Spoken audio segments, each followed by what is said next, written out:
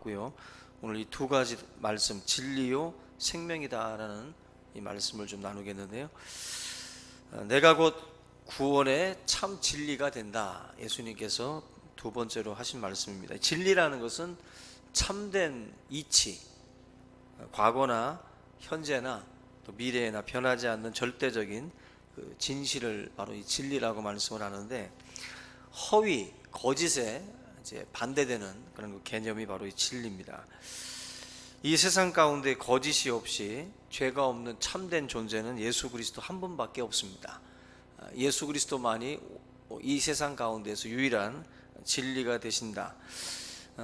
은혜와 진리가 바로 이 독생성자 예수 그리스도에게 충만했다라고 말씀을 하는데, 요한복음 1장 14절에 보시면은 말씀이 육신이 되어 우리 가운데에 거하심에 우리가 그 영광을 보니 아버지의 독생자의 영광이요 은혜와 진리가 충만하더라. 말씀이 바로 하나님이신데 그 말씀이 육신이 돼서 우리 가운데 오셨다는 거죠. 우리 가운데 오셨는데 그분에게 은혜와 진리가 충만하다. 과거에 성막에 하나님의 임재 구름이 이렇게 가득 찰 때 바로 하나님의 은혜와 진리가 이제 충만했던 것처럼 예수님이라고 하는 존재 가운데에 그 은혜와 진리가 충만하다. 그냥 우리는 진리로 충만할 수가 없어요. 우리의 본성이 죄가 있고 거짓이 있기 때문에 우리는 진리로 충만하지 않습니다.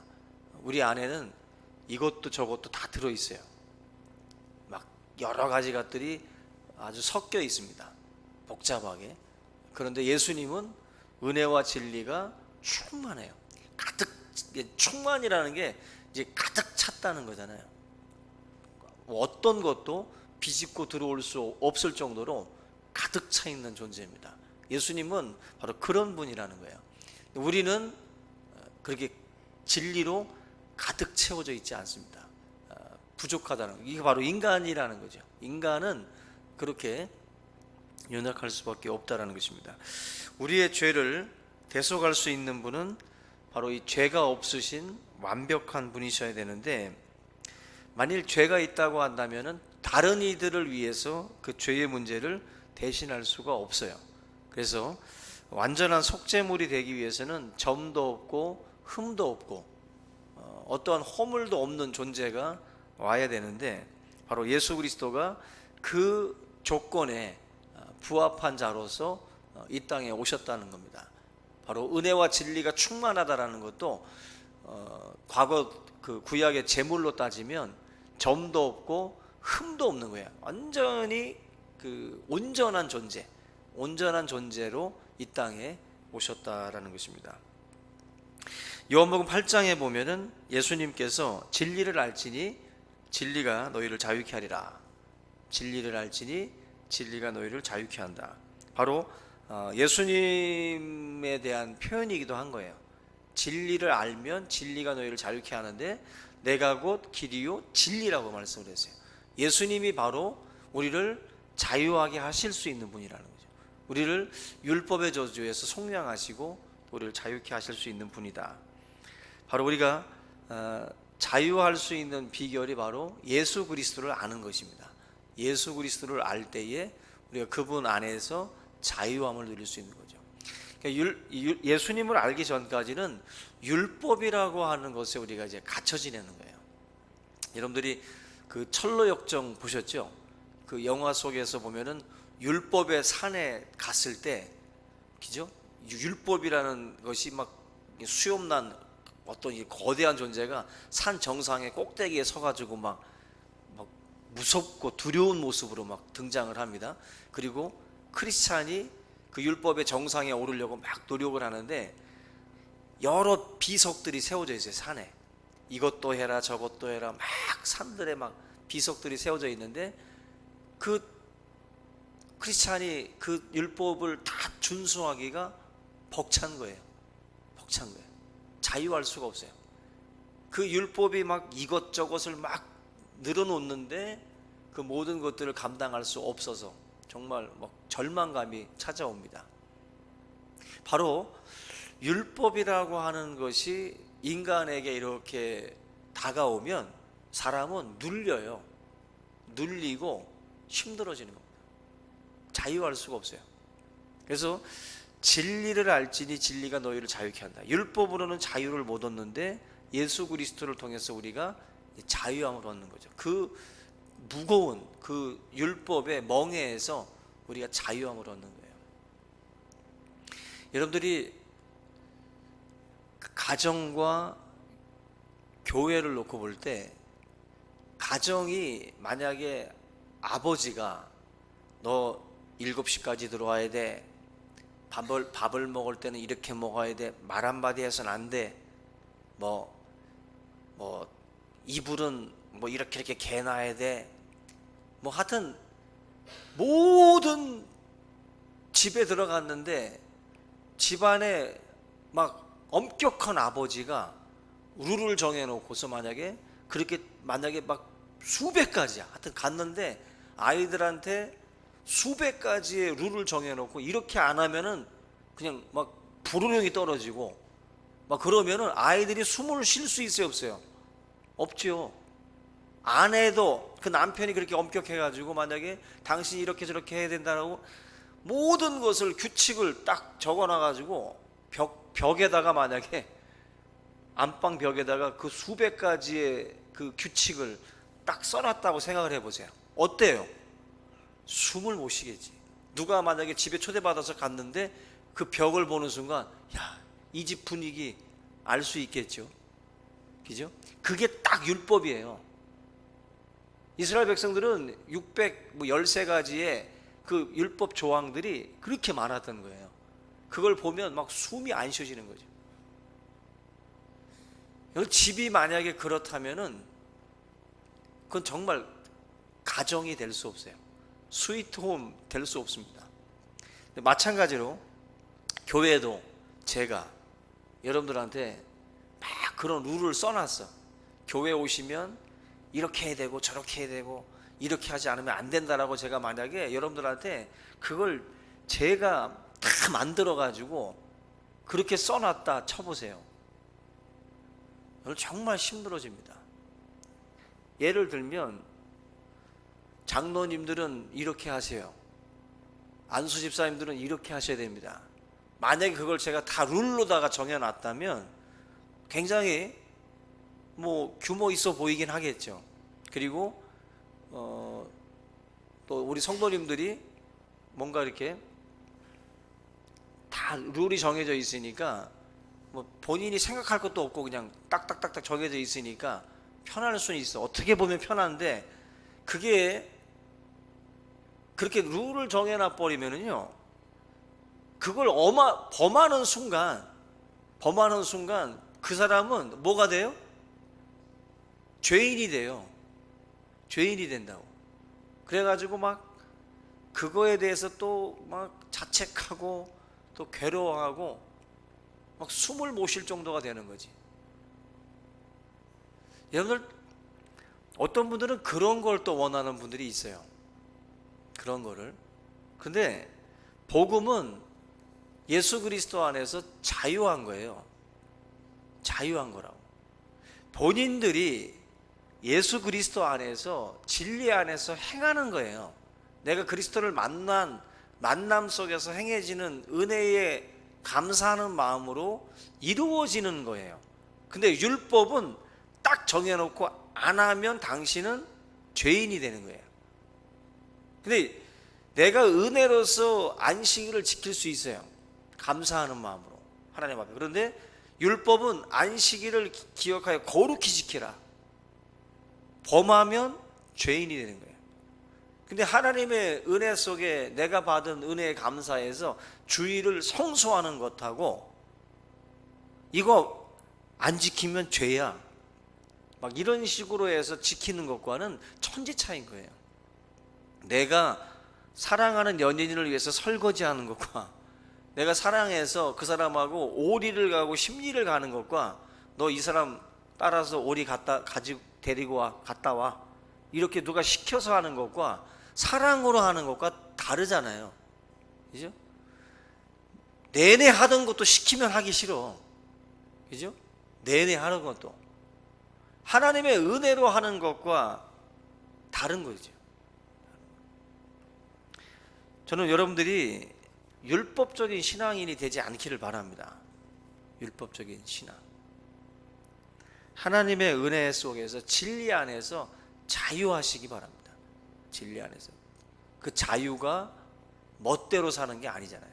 오히려 진리를 만나면 우리의 삶에 질서가 잡히고 규모가 잡혀요. 그렇게 해서 누가 시키지 않아도 하나님을 위해서 사는 존재가 돼요. 그러잖아요. 뭐 교통순경이 안 본다고 막 하는 게 아니잖아요. 안 본다고 막 뭐 범하는 게 아니라 안 봐도 내가 하나님을 만났기 때문에 하나님 안에서 우리가 법 없이도 사는 존재가 되어 가는 거죠. 그러잖아요. 결국 이 진리를 만나게 되면 자유함을 얻게 될 줄로 믿습니다. 그래서 여러분들 이제 예수님 만나시고는 여러분들이 율법적으로 막 짓눌려서 신앙생활 하지 말라고. 내가 사랑하고 내가 주님을 사랑하고 주님이 나를 사랑하는 그 관계 속에서 이루어지는 신앙생활들이 꼭 되시기를 바랍니다. 그걸 하나님이 기뻐하실 줄로 믿습니다. 두 번째가 내가 곧 길이요 진리요 그 다음에 생명이라고 이제 마지막으로 말씀을 하셨어요. 생명이다. 마가복음 10장에 보면 부자 청년 이야기가 나오는데 예수님께 와서 질문을 하죠. 선한 선생님이요 내가 무엇을 해야 영생을 얻으리까? 부자 청년이 예수님께 물어봤을 때 예수님이 십계명 일부를 이제 말씀을 해요. 그랬더니 이 청년이 그건 내가 어려서부터 다 지켰습니다. 그렇게 말씀을 합니다. 그러니까 예수님이 이제 칭찬하면서 잘했다. 그러면서 너가 한 가지가 부족한 것이다. 뭐라고 말씀하냐면은 너에게 아직 한 가지 부족한 것이 있으니 가서 너에게 있는 것을 팔아서 가난한 자들에게 주고 그리하면 하늘에서 보화가 너에게 있으리라. 그리고 와서 나를 따르라. 그 청년이 물어봤던 질문의 답은 마지막에 있어요. 그러니까 어떻게 해야 영생을 얻을 수 있습니까? 라고 할 때 영생을 얻는 것을 내가 너한테 가르쳐 줄게 하면서 너에게 있는 것들을 다 팔아서 가난한 자에게 주고 그 다음에 나를 따라와라. 그러면 영생을 얻게 된다는 거죠. 그러니까 지금 결론은 재물이나 율법이 영생을 주는 게 아니라 나라는 거예요.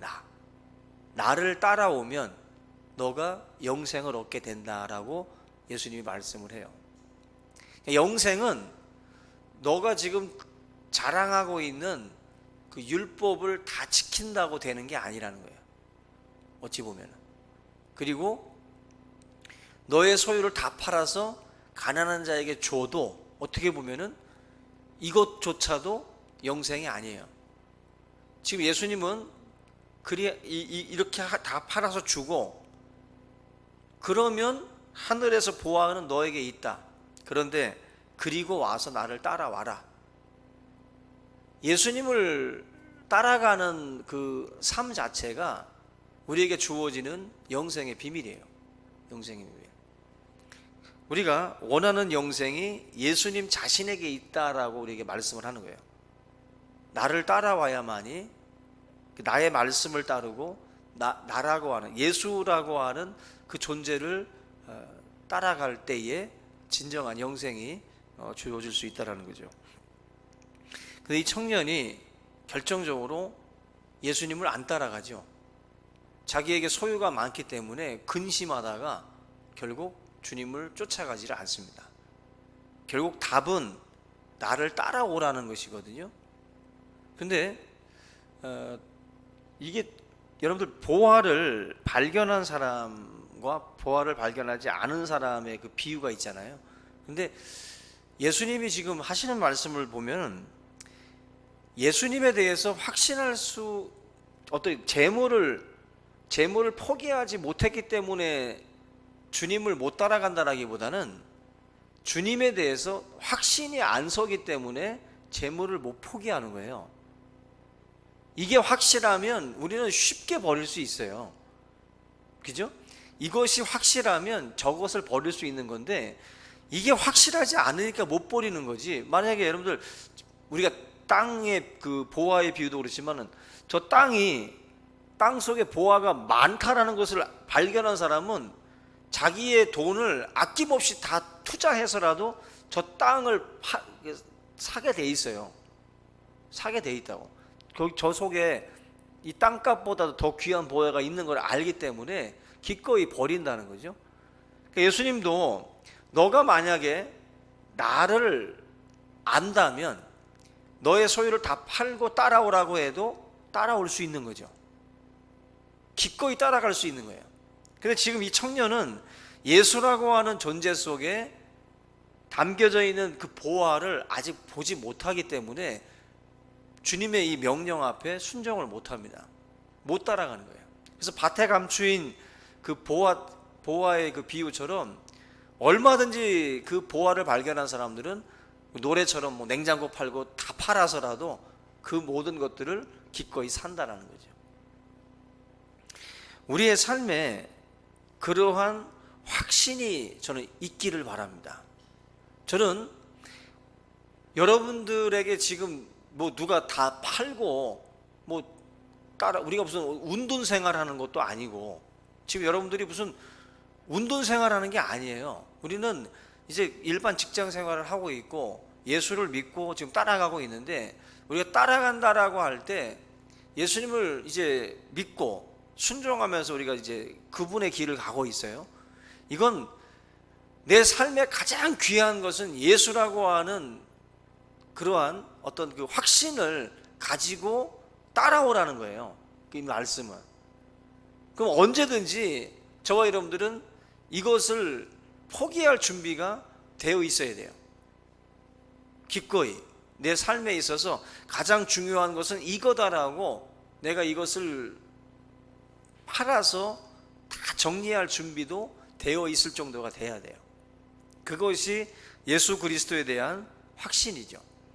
어떠한 보화도 이것보다는 이게 더 가치 있다라고, 이걸 팔아도 남는 장사라는 것을 내가 확신하냐라고 할 때 그 확신이 있어야 돼요. 있으세요? 내 것을 다 팔아도 예수를 얻는다면 그것은 손해가 아니라는 확신이냐는 거죠. 그 확신이 예수님의 말씀이에요. 부자 청년한테 했던 말씀이 그겁니다. 그러니까 우리도 신앙생활을 하면서도 이걸 팔아도 남는 장사가 예수를 붙드는 것이 정말 남는 건가? 확신이 있냐는 거죠. 그 확신이 드는 사람이 어떻게 보면은 뭐 그런 것들을 이제 포기하고 따라가는 분들의 특징 아니겠어요? 뭐 짐 엘리엇 같은 그런 사람들, 뭐 캠브리지 대학 나와서 정말 앞길이 창창했던 그 청년들이 예수 그리스도를 위해서 그 7인이 다 헌신하고 순교하고 죽임을 기꺼이 맞이했던 그 선교사들의 그 길은, 내가 세상 사람들은 아깝다고 했지만 내가 포기하고 걸어간 이 길이 결코 미치는 장사가 아니라는 것을 그분들은 알았기 때문에 기꺼이 포기하고 간 거예요.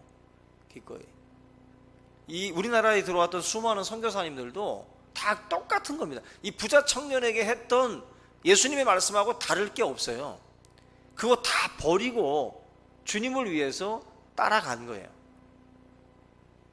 우리나라 초대 선교사님들은요, 당시에 다 엘리트들입니다, 여러분들. 막 요즘 뭐 이렇게 우리 흔히 말하는 뭐 군소교단 막 그런 뭐 정말 학력도 떨어지고 배움도 짧은 사람들이 아니라 우리나라에 들어왔던 선교사들은 당대의 최고의 엘리트들이에요. 당시에. 그런 엘리트들이 오면 죽을 수도 있는 자리 아니에요? 그런데도 불구하고 생명 걸고 왔던 거거든요. 일반인들이 보면은 이건 미친 짓이에요.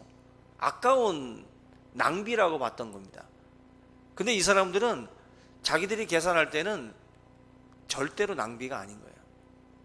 예수 그리스도에게 영생이 있고 생명이 있다는 것을 알았기 때문에 기꺼이 그걸 포기했던 거죠. 바울도 자기가 그동안에 가지고 있었던 것들을 다 배설물과 같이 여겼다 그랬어요. 배설물. 그럴 수 있었던 것은 예수 그리스도를 아는 지식이 가장 고상하다라고 알았기 때문에 그래요. 이게 다 같이 어우러지니까 가능한 일이라는 것입니다. 여러분들도 예수를 위해서 자기의 것들을 기꺼이 포기할 수 있는 그러한 존재가 되기를 주님의 이름으로 축원합니다. 아멘. 우리 박수희 권사님 보고 필리핀 선교 가라고 그러면 아멘 하고 가셔야 돼요. 이것저것 따지지 말고 그냥 장롱에 숨겨놓은 돈 다 꺼내가지고 비행기표 끊으시고 나도 라오스 가고 나도 필리핀 가자 하고 가시면 되는 거예요. 아멘. 언제 가요? 빨리 가셔야 돼. 다들 힘 있을 때 또 돈 있을 때 다 가셔야 돼요.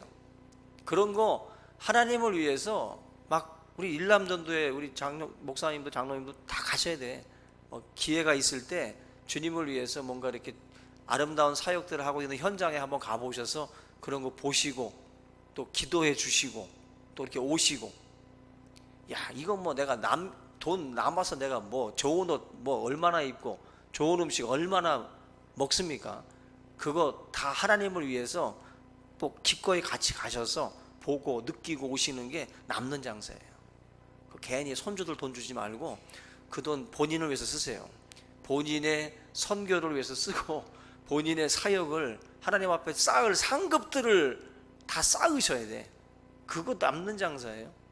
주님을 위한 헌신들이 더 가치 있는 줄로 믿습니다. 돈이 아무리 많아도 생명을 살 수 없잖아요. 만약에 돈으로 뭐 연명 치료하듯이 6개월 사는 게 아니라 만약에 돈을 주고 30년을 더 살 수 있다면은 아마 수백조를 가지고 있는 사람들은 그 돈 만약에 99%를 다 내라고 해도 낼 거예요. 아마 30년 더 산다고 한다면 그러지 않겠어요? 뭐 1, 2년이면 안 주겠지만 30년을 더 산다고 한다면 자기 돈 다 털어서라도 아마 줄 겁니다. 그런데 여러분들, 예수님의 이 말씀은 30년이 아니라 영원한 생명이에요.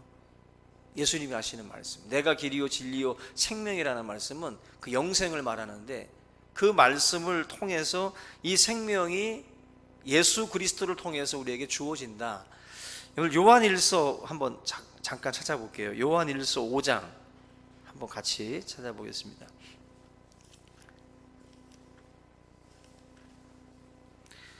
(5장 11절) 393쪽 신약성경 393쪽 한번 같이 보겠습니다. 요한일서 5장 11절.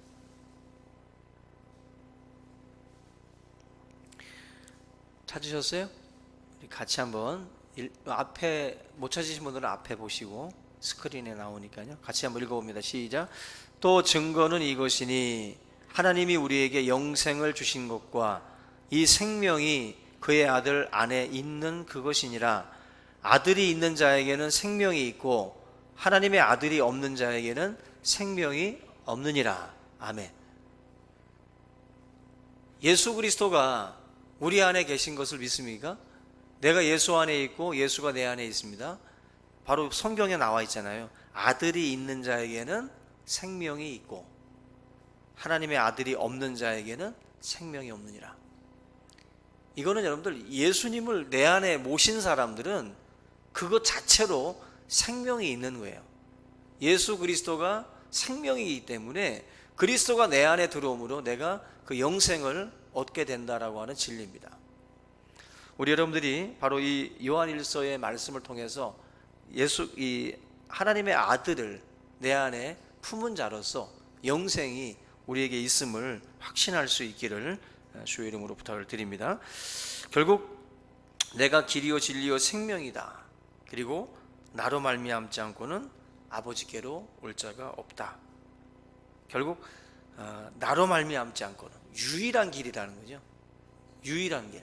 예수만이 생명을 줄 수 있고, 예수만이 또한 길이 되고, 또 예수만이 진리라고 하는 이 사실을 분명하게 말씀을 하는데, 그 말씀을 누가 했냐면 예수님이 하셨어요. 예수님 자신이 직접 천국으로 갈 수 있는 유일한 길은 오직 나밖에 없다. 나로 말미암지 않고는 아버지께로 갈 자가 절대로 없다. 하나님께 갈 수 있는 유일한 길이에요. 다 다른 길은 가짜라는 거죠.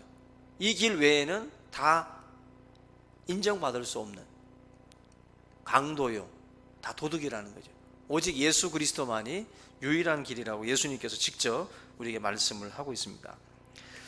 예수님께서 결국 이렇게 자신 있게 선언하실 수 있는 이유가 오늘 이 요한복음 3장에 나와 있어요. 요한복음 3장 잠깐 보시면 12절, 요한복음 다시 본문 12절 보시면 이렇게 말씀을 합니다.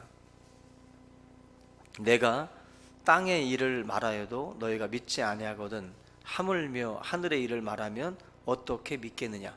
하늘에서 내려온 자 곧 인자 외에는 하늘에 올라간 자가 없느니라. 지금 예수님께서 직접 자기 자신이 하늘로부터 온 자이기 때문에 이러한 말씀들을 할 수 있다는 거죠.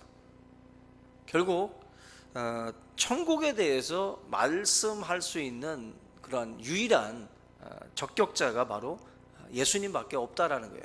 그 말씀을 본인 스스로가 직접 말씀을 합니다.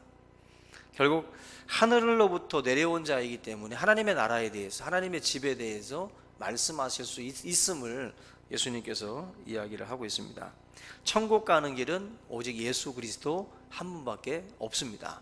우리가 이 주변의 수많은 이단들이 바로 예수 그리스도의 구속 사역에 대해서 실패했다느니, 아니면 예수는 영적인 부분에서만 책임이 있고 이 땅에 육신에 관련돼서는 또 다른 메시아가 필요하다는 이러한 식의 이야기들, 어떤 그 구원의 그 길이 또 다른 존재를 통해서 이루어질 수밖에 없다라는 식으로 다 이야기하고 있는 이단 사이비들이 참 많습니다.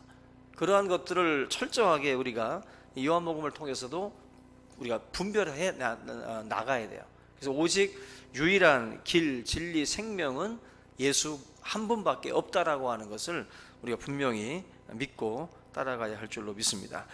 여러분들, 결국 이 말은 그거예요. 오직 예수 그리스도만이 답이다라는 거예요. 길이요 진리요 생명이라는 말은 그냥 풀어서 해석하면 예수만이 답이 된다라는 거예요. 예수만이 문을 여는 열쇠고, 공식을, 수학 공식을 푸는, 문제를 푸는 공식과도 같은 거예요.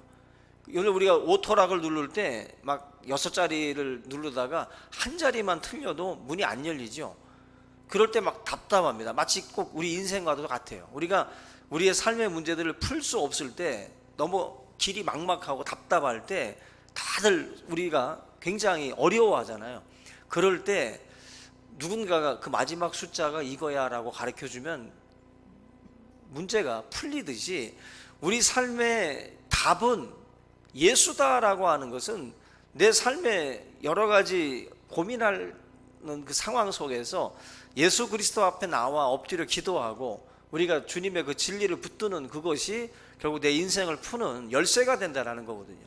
근데 그걸 우리가 모르고 살아가고 있기 때문에 굉장히 힘들어하는데, 예수님이 그걸 말씀해 주는 거예요. 내가 답이야, 내가 길이다, 내가 진리다라는 것을 우리에게 주님이 직접 말씀을 하고 있어요. 근데 이러한 것들을 알지 못하고 많은 사람들이 거짓된 것들을 자꾸 붙들고 있는 거예요. 마치 박제되어 있는 독수리나 곰이나 막 사자의 모습을 보면 막 살아있는 것 같고 무서워 보이지만 그건 박제되어 있는 거예요.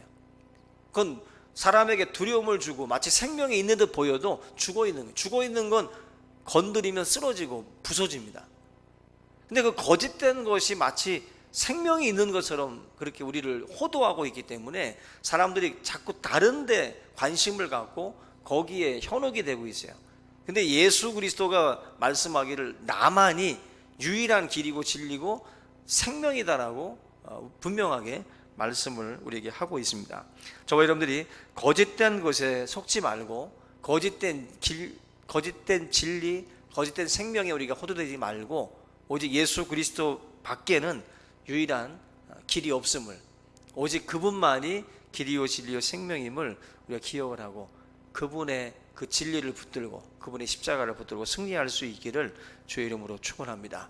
여러분들, 예전에 말씀을 드렸던 그 CCC의 김준곤 목사님 소천하셨지만 그 김준곤 목사님이 대학생들을 앞에 두고 언제나 했던 말씀이 그 백문일답이라는 거예요. 백문일답. 그 100가지만은 뭐 하지 않아도 그 100가지의 어떤 질문을 던지고 그 답을 예수 그리스도라고 외치게 하는 겁니다.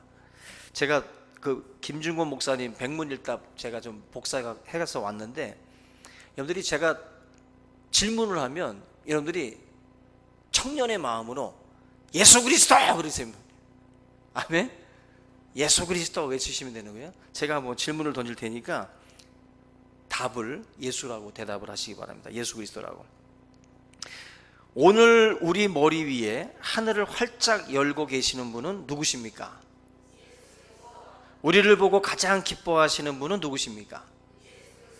우리보다 더 높이 뛰시고 더 신나하시는 분은 누구십니까? 모든 교회의 머리 되신 분은 누구십니까?